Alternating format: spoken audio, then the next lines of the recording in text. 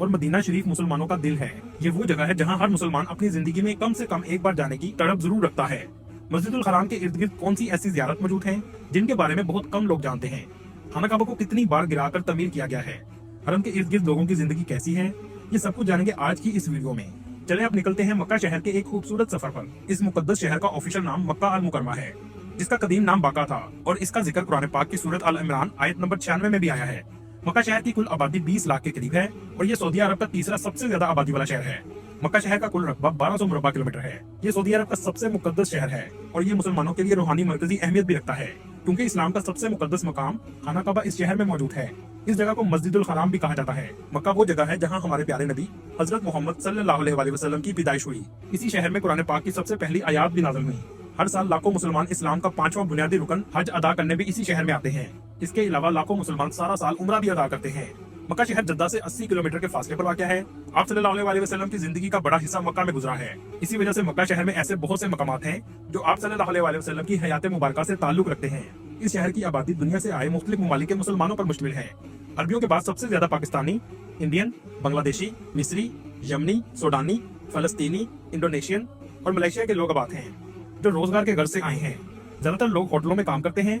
इसके अलावा बहुत से इंडियन और पाकिस्तानियों के रेस्टोरेंट भी मौजूद हैं।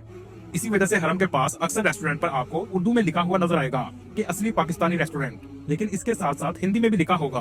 दोस्तों, मक्का की फिजा ही ऐसी है कि यहाँ आने वाला हर शख्स एक अजीब सुकून और रूहानी तस्कीन महसूस करता है, जिसे लफ्जों में बयान करना इंतहाई मुश्किल है। ये शहर अमन और अल्लाह की इबादत का मरकज है। यहाँ हर तरफ लब्बैक अल्लाहुम्मा लब्बैक की सदा गूंजती है कि ए अल्लाह, मैं हाजिर हूँ। इस जगह आने के बाद इंसान के जितने मर्जी गुनाह हो, अल्लाह की कुदरत के सामने रेत के जर्रे के बराबर लगते हैं। दोस्तों, आज के दौर का मक्का एक जदीद शहर बन चुका है, जहाँ बुलंदो बाला इमारतें, जदीद 5 स्टार होटल और शॉपिंग सेंटर्स मौजूद हैं, और ये सब कुछ आपको मस्जिदुल हराम के करीब आसानी से मिल जाता है।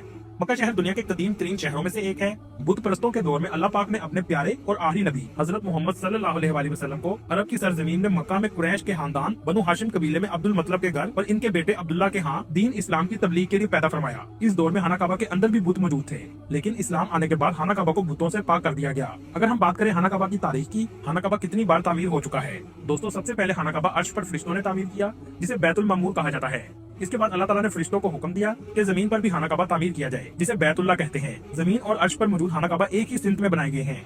मक्का शहर का इलाका पहाड़ियों पर मुश्तमिल है। इसके इर्द गिर्द बड़ी तादाद में छोटे पहाड़ मौजूद हैं, जिनमें से बहुत से खत्म किए जा चुके हैं। रवायात से पता चलता है कि खाना काबा की तामीर हजरत आदम अलैहिस्सलाम के दौर में हुई, जो तूफान नूह तक बरकरार रही। तूफान नूह में ऊपर का स्ट्रक्चर मसमार हो गया, लेकिन बुनियादें कायम रहीं।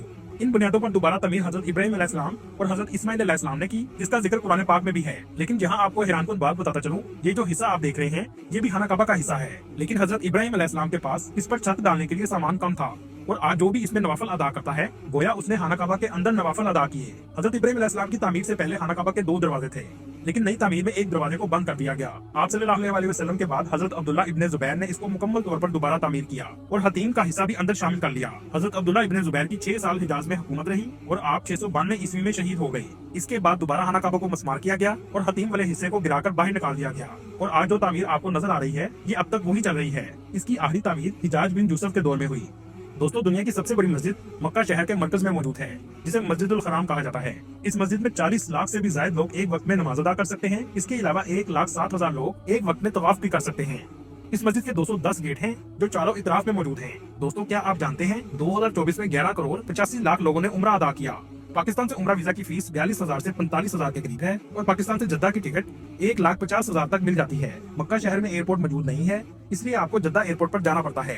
यह है जद्दा का खूबसूरत इंटरनेशनल एयरपोर्ट, जो अंदर से भी बहुत जदीद है। वीजा में ट्रांसपोर्ट शामिल होती है, जो आपको मक्का शहर में 1 घंटा 30 मिनट में पहुंचा देगी। आमतौर पर बस आपको इब्राहिम खलील रोड पर कबूतर चौक के पास उतारती है। दोस्तों, हरम के पास 3 फेमस सड़कें हैं। सबसे फेमस इब्राहिम खलील रोड, इसके अलावा अल हिजरा रोड और अजयाद रोड हैं। लेकिन ज्यादातर पाकिस्तानी और इंडियन इब्राहिम खलील रोड और अल हिजरा रोड पर ही क्याम करते हैं, क्योंकि अजयाद रोड के बहुत से होटल स्लोप पर बनाए गए हैं। इब्राहिम खलील रोड सबसे ज्यादा रौनक वाला एरिया है।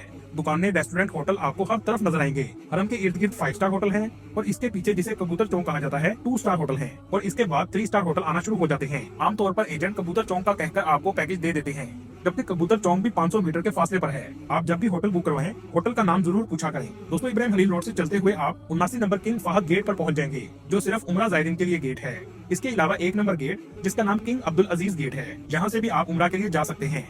जो क्लॉक टावर के बिल्कुल सामने वाक़या है। 79 नंबर गेट से दाखिल होने के बाद नजर झुकाए आप चलते जाएं और आगे आप सीढ़ियों से नीचे मताफ में उतर जाएंगे। जिस जमीन पर खाना काबा मौजूद है उसे मताफ कहा जाता है। जब पहली नजर खाना काबा पर पड़ेगी तो आपकी रूह में ऐसी कैफियत पैदा होगी कि बेसाख्ता आंसू जारी हो जाएंगे और इंसान उस वक्त अल्लाह के सामने खुद को सरेंडर कर देता है। आप जो भी मांग सकते हैं मांग लें। खाना काबा के मताफ के बेसमेंट में ही आबे जमजम का कुआं मौजूद है, जिससे दुनिया भर के लाखों मुसलमान आज तक मुस्तफीद हो रहे हैं। खाना काबा में मौजूद मकाम इब्राहिम के सामने सफा और मरवा की 2 पहाड़ियां मौजूद हैं, जहां जायरीन सही का रुकन अदा करने के लिए जाते हैं। गेट नंबर 20 से जब आप हरम से निकलेंगे तो बिल्कुल सामने आप सल्लल्लाहु अलैहि वसल्लम की रहायश गाह मौजूद है, जिसे अब लाइब्रेरी में तब्दील कर दिया गया है। आप सल्लल्लाहु अलैहि वसल्लम के घर के बिल्कुल करीब ही आप सल्लल्लाहु अलैहि वसल्लम के चचा हजरत अबू तालिब का घर था, जहाँ हजरत अली रज़ी अल्लाह तआला अन्हु ने परवरिश पाई। दोस्तों, एक मुकद्दस घर मरवा पहाड़ी के करीब क्या है?